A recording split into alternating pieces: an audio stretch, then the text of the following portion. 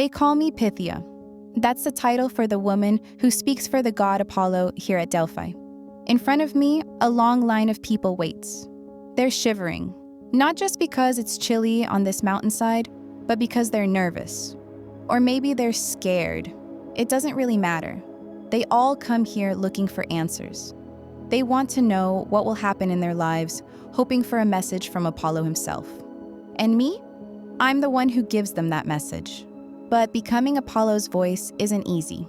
My day, a day for the god, starts long before the first person offers their nervous prayer and their money. The morning here at Delphi, high on a great mountain, is very quiet. The only sound is the wind in the olive trees. I get up just like any other woman, but I'm also different. I don't wear fancy clothes, just a simple white dress. White means I'm pure and ready. Later, I'll wear a purple veil to show my special role. My first task is to prepare my mind. I focus and pray to Zeus, the king of the gods, and to all the other gods. But I pray hardest to Apollo, the god who chose me and speaks through me. I need his help to understand the messages I will receive about the future. Next, I go to the Castalian spring. This isn't just any spring. Its water is special and sacred. Washing in it cleanses me, not just my body, but my spirit, getting me ready to connect with the god. The priests are already awake. They help me and write down the prophecies. Their faces are serious because today's work is very important. Together, we burn barley grain and special bay leaves. The smoke rises up to the sky, an offering to help calm our minds and make our senses sharp. I also don't eat anything. They say an empty body is easier for a god to speak through, and we all really hope Apollo is happy with us. But will Apollo even speak today? We're never sure. The god doesn't just show up when we want him to. To find out, a goat is brought out. We pour cold water from the special spring on it. Everyone watches the goat very closely. If it shakes all over, it means Apollo is willing to give prophecies. When that happens, everyone feels a huge relief. But if the goat doesn't move at all, then Delphi stays silent for a whole month. People's hearts sink, and they have to leave with their questions unanswered. Imagine how they feel going home with no answers and the future still a mystery. Today, the goat shakes.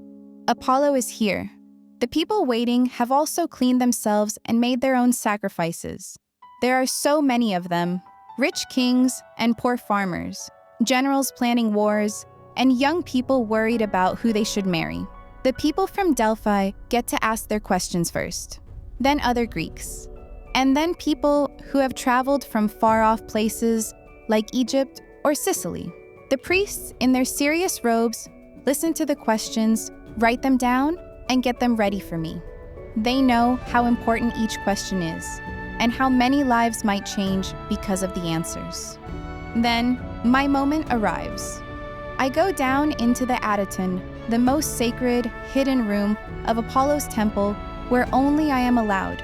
The air in here feels different, heavy with old secrets.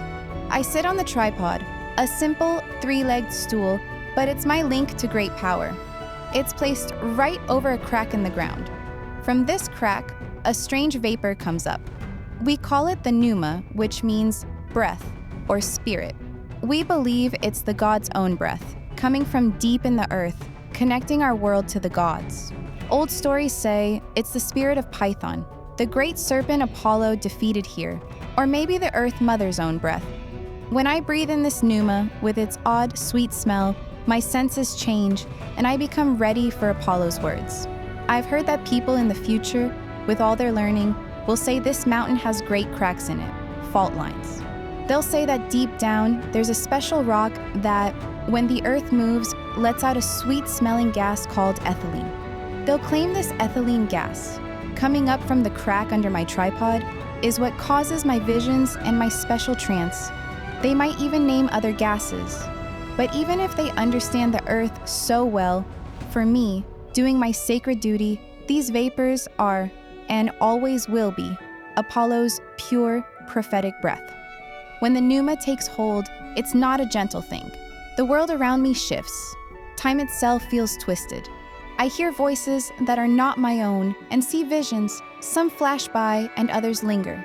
It's like being caught in a powerful dream, a kind of divine madness, where Apollo himself takes over. My body might shake or move uncontrollably. My voice can change completely. Words pour out of me. Sometimes they are clear, but often they are a rush of sounds that only the most experienced priests can figure out.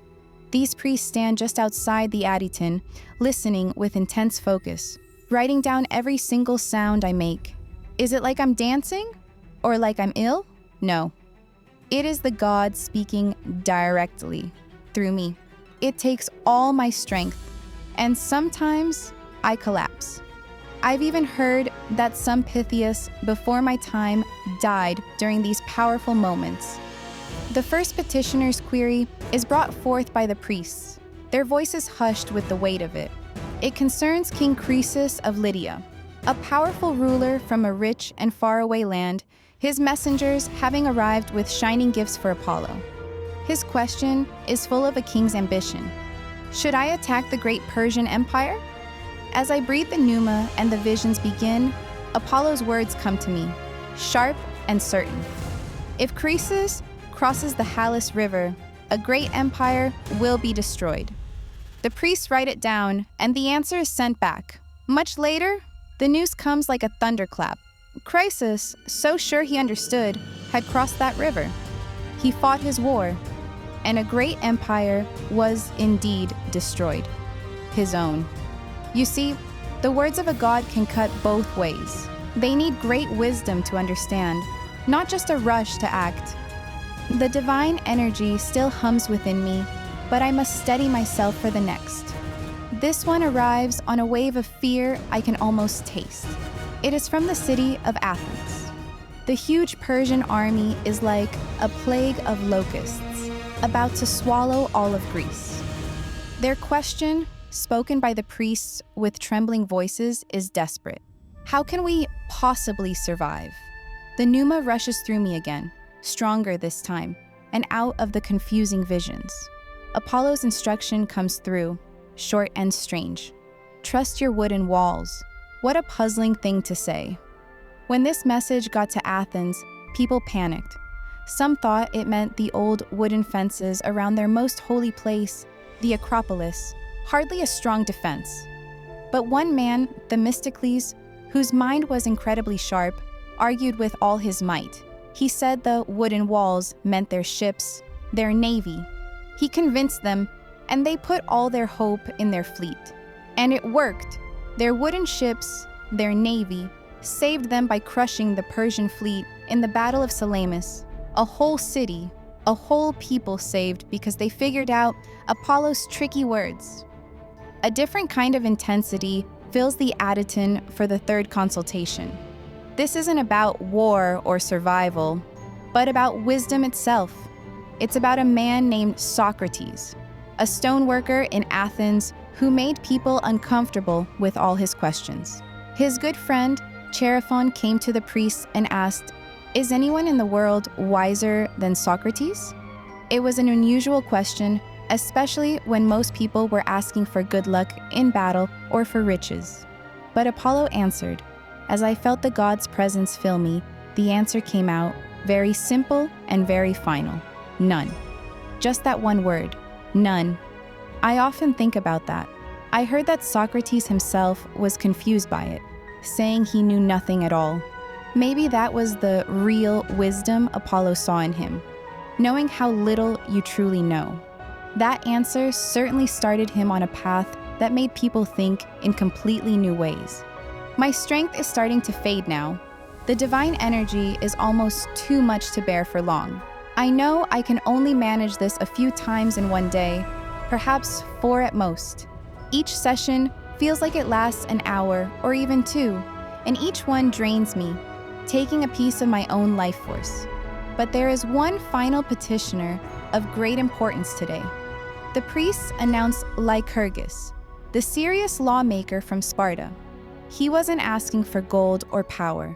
He wanted to know if his new, very strict laws for Sparta were good in the eyes of the gods. These laws were meant to make Spartans the toughest warriors. The priest brought his question to me. As I sat on the tripod, feeling Apollo's strong presence for this last time today, the words came. It wasn't just a yes or no.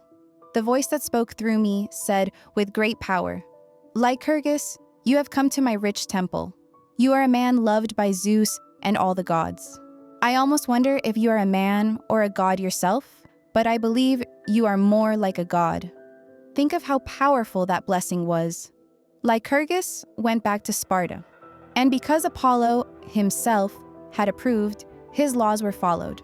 Those tough rules shaped Sparta for many, many years and made their soldiers so famous. So, the priests take the words I speak, which, as I said, can be wild and confusing, and then they carefully shape them into poems. These poems are the answers that people receive. Often, these answers are not straightforward. They can have hidden meanings or be understood in more than one way. Is this to keep me safe? Or is it to teach people that you can't just read the future like a scroll? Maybe it's more like a winding river, and you need courage and wisdom to find your way. As the sun starts to set behind the mountains, making the sky red and orange, the last person leaves, holding their prophecy very carefully, as if it were a tiny, fragile bird. My work for the day is over. My body is tired. My mind is still full of the echoes of the God's voice and the visions. With the priests, I say a final prayer to give thanks and to let the God's Spirit go. Then, it's quiet.